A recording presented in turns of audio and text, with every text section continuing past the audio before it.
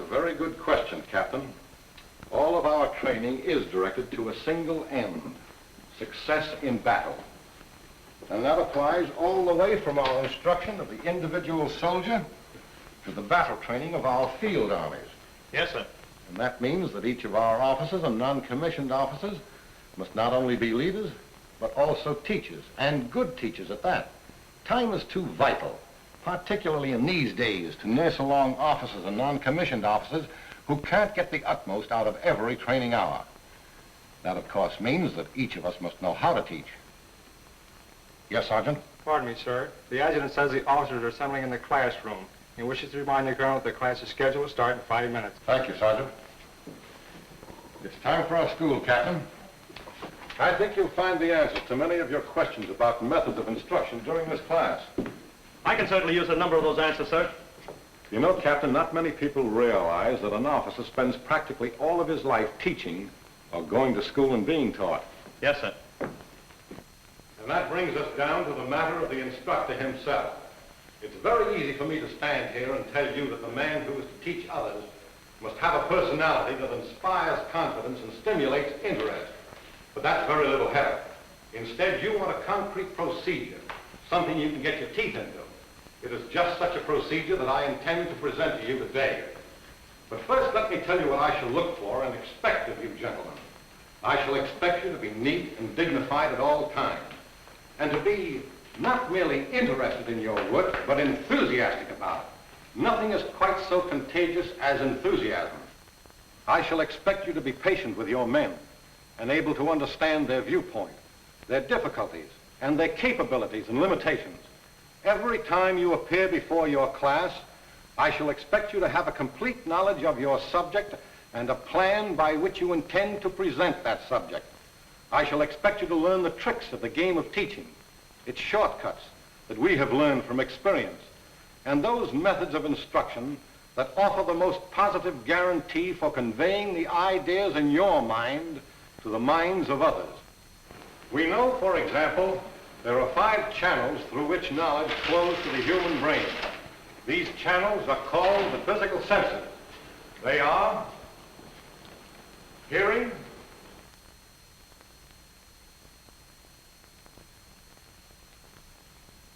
sight, touch,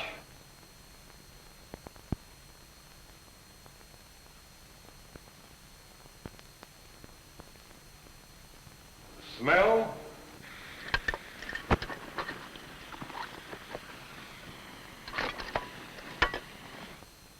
taste. All methods of instruction are based on transmitting knowledge through one or more of these 5 physical senses. The most effective methods are those that make use of more than one physical sense. A lecture, for example, delivered without illustrations or other instructional aids, makes use of only one of the senses, hearing. It is one of the least effective methods of instruction. A lecture supplemented by such instructional aids as training films, film strips, stereoptic and slides, charts, maps, diagrams, models, and sand tables makes use of 2 of the senses, hearing and sight. It is far better than the bare lecture. First, because it uses 2 of the senses. Second, because we acquire far more knowledge through the eye than we do through the ear. But it is an established fact that we learn to do a thing only by doing it. This process almost always involves the sense of touch. For example, we cannot make a man a rifleman merely by showing him a rifle, explaining how it works, and telling him how to shoot it. The man must actually practice with the rifle. All right, everyone get down, take up that position. He must learn how to hold it. He must learn how to aim it. He must learn how to squeeze the trigger. He must become accustomed to the explosion and to the recoil against his shoulder. These things involve sight, hearing, and touch, the 3 main channels we use. Occasionally, we make use of a fourth sense in training. In chemical warfare training, for instance, we rely largely upon our sense of smell to detect the presence of gas. In the training of our cooks and bakers, we make considerable use of the fifth sense, taste. The problem, then, that confronts all people who must instruct or train other people is to determine the best way to impart their knowledge or skill. For example, the teacher in the kindergarten, the professor in the university, the chief clerk in an office, the foreman in the factory, the squad leader, the company commander, the regimental commander. All must find and apply the most effective method of presentation and the most effective method of instruction for each lesson they are required to teach. In no other walk of life, however, are correct instructional methods as important as in the Army. In no other walk of life is failure on the part of the instructor measured in terms of life and death. It is well to remember this, for it is a heavy responsibility.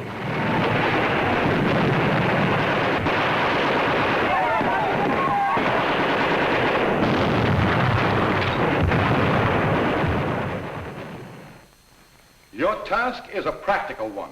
It is to translate the training plans for your unit, the blueprint of the fighting force your commanding officer expects you to build from paper to reality. If you are to accomplish this vital training mission, you must not only understand and appreciate the use of the 5 physical senses as channels of communication between you and your unit, but also the 6 steps that are fundamental in teaching. These are: 1, preparation by the instructor and his assistant. 2, explanation by the instructor. 3, demonstration by the instructor or his assistant. 4, application or practice by the students. 5, examination or test of the proficiency of the students. 6, discussion by the instructor to sum up major or important points and clarify any obscure matters. Of these 6 steps, the most important is preparation. Let us consider some of the serious failures that result from lack of preparation or improper preparation.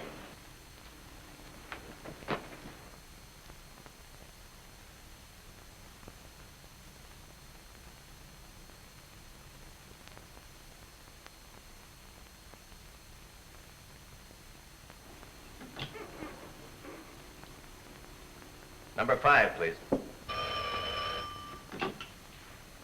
Major Green speaking. Major Green, this is Captain Hampson. My training schedule calls for chemical warfare training this morning.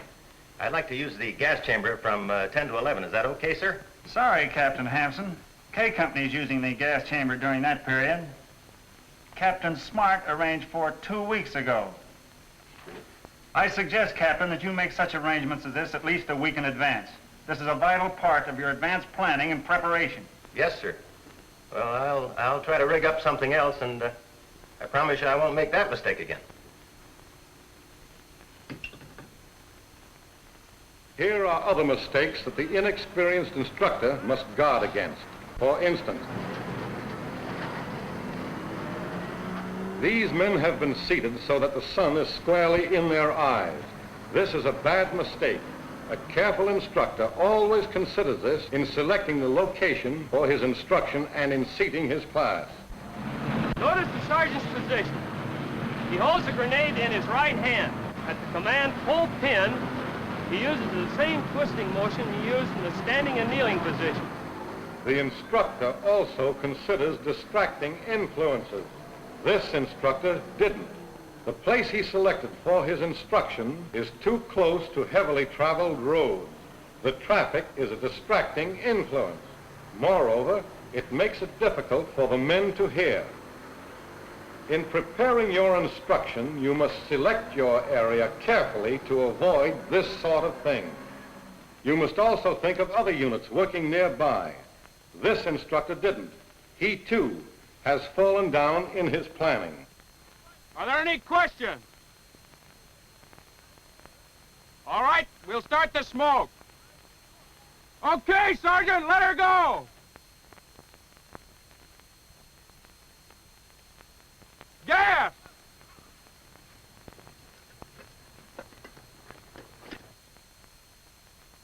Forward!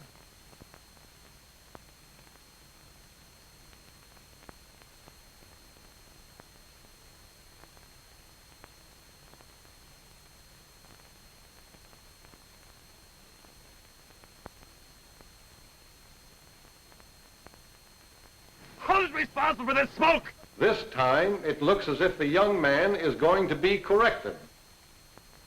Here is a group of men being taught the functioning of the M1 rifle. The spot for this instruction has been well chosen. The men are in the shade.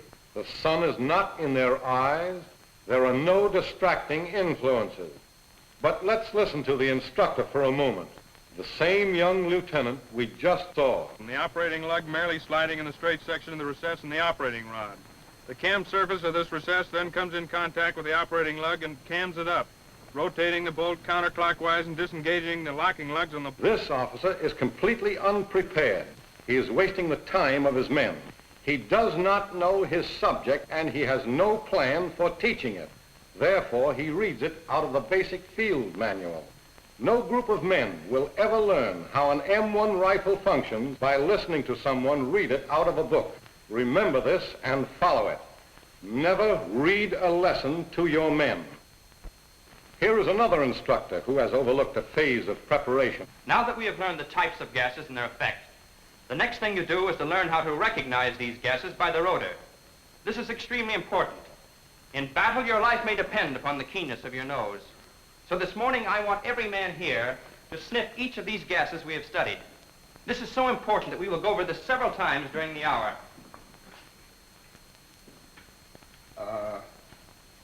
Sergeant Struther, where is that gas identification set? It has 7 bottles in it containing sample gases. I don't know, Lieutenant. The company mechanic brought all that stuff over, and he said he bought all he could from the 3rd Battalion.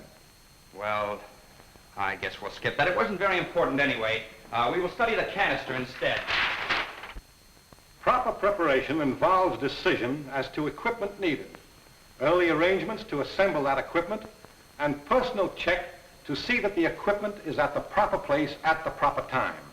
Passing the buck to the supply sergeant or the platoon sergeant may result in such a thing as you have just seen: loss of time, loss of valuable instruction, and personal embarrassment.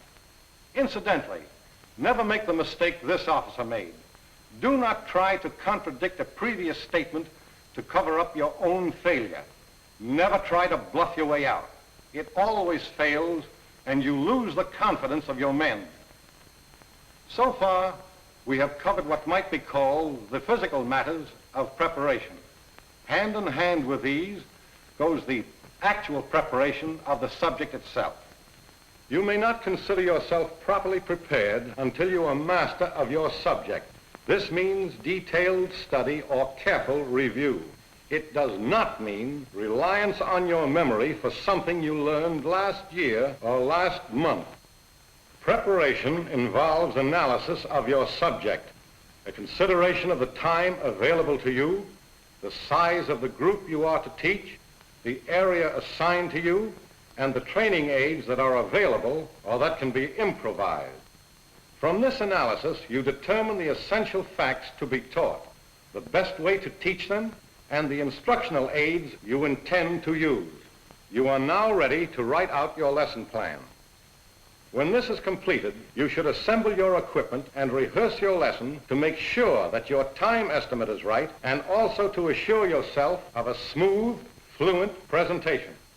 If you have worked properly, your lesson plan should provide for a brief explanation of what the class is to learn and why they are to learn it. During this period, we take up sight setting. You must remember this. No matter how good a shot you are, you cannot hit your target unless you know how far away it is and how to set that range on your rifle. The same thing goes for windage. Wind blows your bullet out of its pad. Therefore, we must learn to estimate how much windage is called for and then set that windage properly on our rifles. It should also provide for a step-by-step demonstration of each phase of the subject. Practice by the students is the next step. Sergeant, take a look at that windage. No, it's wrong. It's set 1.5 points left instead of 1.5 points right. Now look here, Ellison. This is as simple as ABCs. To take right windage, you move the rear sight to the right, just like this. Now I'm going to ask you some questions and see how much you have learned. You're getting ready to fire at 500 yards. You estimate that the wind is blowing 10 miles an hour from 3 o'clock.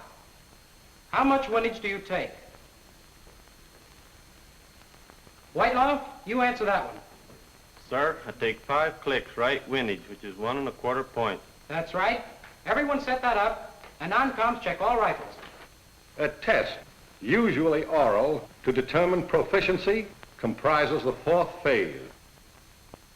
The last step is a discussion to sum up the important points and clarify any doubtful matters. In a field exercise, this is called a critique instead of a discussion. We shall talk of the critique later. These are the 6 vital steps in teaching. Memorize them. Make them your own. Apply them. Common sense will tell you when one of them is inappropriate and can be omitted. Remember them. Preparation, explanation, demonstration, application, examination, discussion. So far, we have considered the mechanics of teaching and the use of the 5 physical senses as channels of communication. Let us now consider the actual teaching process or methods of instruction. Basic Field Manual 21-5 lists the 5 teaching methods most commonly used for military instruction. These are the lecture, the conference, the demonstration, the group performance method, the coach and pupil method. I mentioned earlier that the lecture or talk was one of the least effective methods of instruction, particularly the talk that does not make use of the various training aids. But since there are many occasions when the talk is essential, we must learn to get the most out of it. The first thing to remember is this: keep the talk short, particularly to soldiers. A properly prepared, vigorously presented 10-minute talk is worth a dozen long harangues. Fix the attention of your men at once and catch their interest. If you are explaining scouting and patrolling, for example, tell them in a few sentences the part it plays in actual battle. An anecdote of the famous Sergeant York or Woodville will add interest and arouse enthusiasm. And then, of course, use the various training aids. Let me mention them again.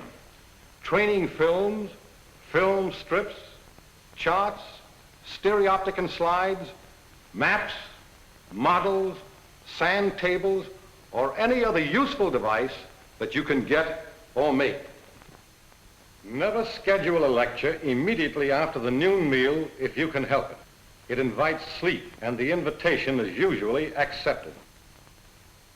Follow up every talk with some sort of physical activity.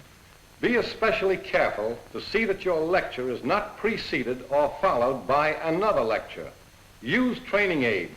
Keep your voice alive, your enthusiasm high, your talk short, and you will do a good job. The conference is a directed discussion of the subject. It involves questions and answers both from the instructor and the class. Removing the misfire. Caution, number 2 does not place his thumbs over the muzzle to stop the round until the base is lifted and the shell starts forward. Why doesn't number 2 put his thumbs over the muzzle until the tube is tipped and the round starts forward? Will you answer that? Stevens. It might be a hang fire and the round might let go just as number 2 puts his thumbs over the muzzle.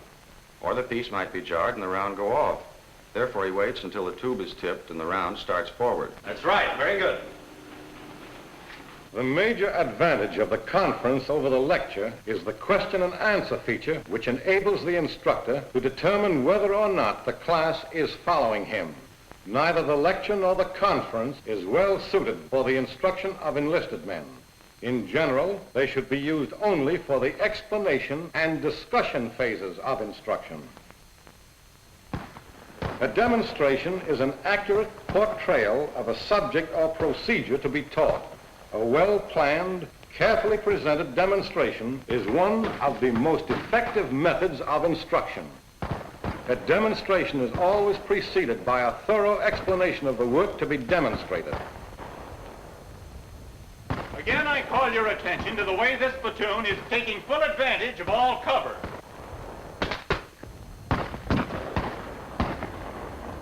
Notice how the men disappear after each bound forward.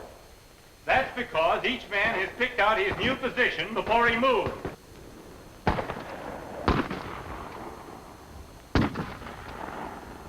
Now look over to your right and follow the action of the BAR team that you can see just moving out from behind those 2 trees.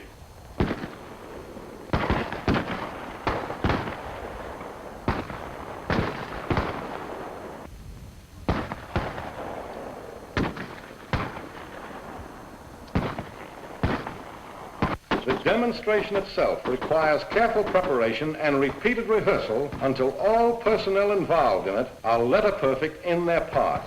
A poor demonstration is worse than none at all because it sets false standards. Care must be taken to see that the demonstration does not move too fast, or the various phases will simply become a confusion of movement to the students. Instructors must remember that they have available to them a large number of ready-made demonstrations. These are the training films. Therefore, in planning your instruction, you should consult the lists of training films which are available in this regiment. Make full use of them. Remember, you do not need the regimental theater to show these films. Our 16mm projector and portable screen can be used just as effectively in a darkened day room or mess hall.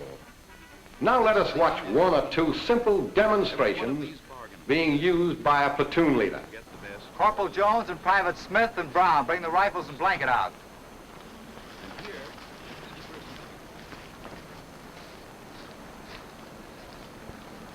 Next, we take up the ways to move an injured man if a litter is not at hand, or if we do not have to move him so very far. The first method of doing this is called the rifle blanket seat. Watch them closely. I will explain each step and they will perform it. Fold blanket once from side to side. Lay a rifle across the center of it so that the butt and muzzle project beyond the edges. Fold one end of the blanket upon the other end and lay a second rifle upon the new center as before.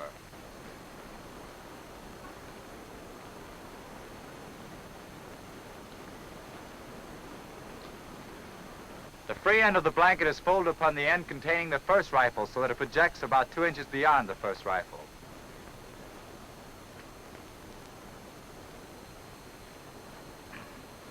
The litter is then raised from the ground with the trigger guards up. All right, Corporal, take a seat. Brown, you and Smith give the corporal a ride around the front of the platoon so the men can get a close-up.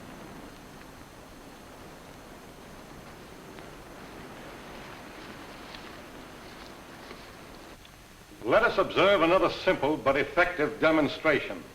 Here an instructor is showing a group of young soldiers, a highly trained squad going through its paces in close order.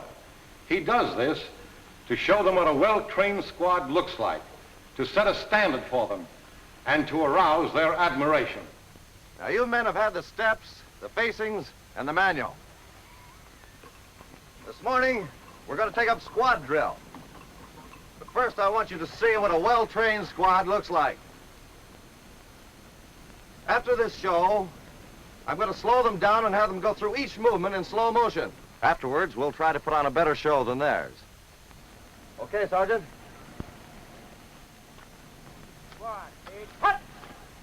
shoulder, hurt. Forward, hurt.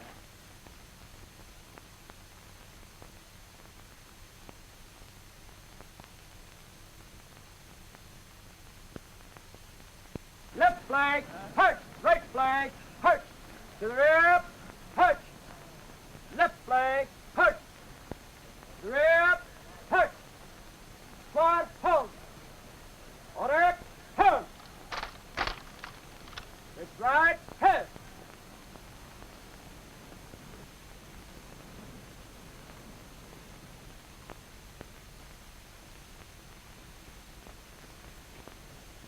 Ready, hut. Section, hug. Point, hug. Right shoulder, hug. Order, hug. Red, hug.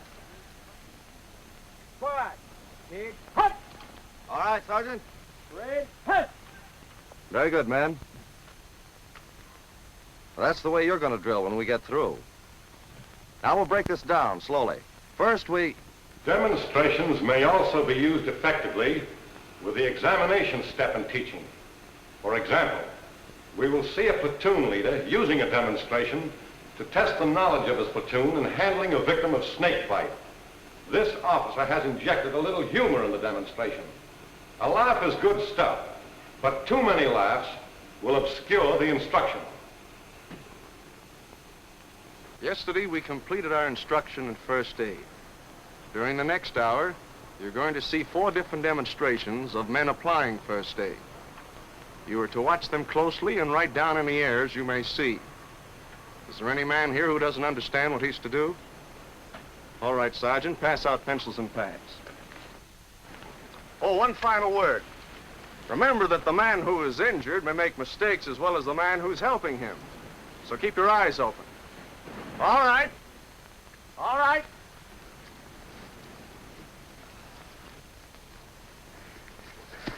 A snake bit me. Look, right here. Say, that's bad. What kind of a snake was it? A rattler. 20 feet long. Hey, let's fix the guy up. Fix it? Hey, what are you guys gonna do? Huh? What are you gonna do? Take it easy, soldier. We're gonna save your life. Oh. Ow. Ow. What are you doing now, huh? What are you doing? He's stopping the bleeding. Oh.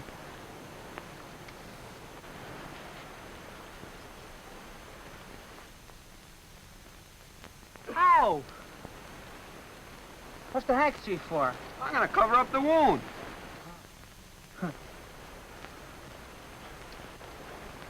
Here you are. Now, come on, we'll walk back to the barracks with you. Help you into bed. Fix you.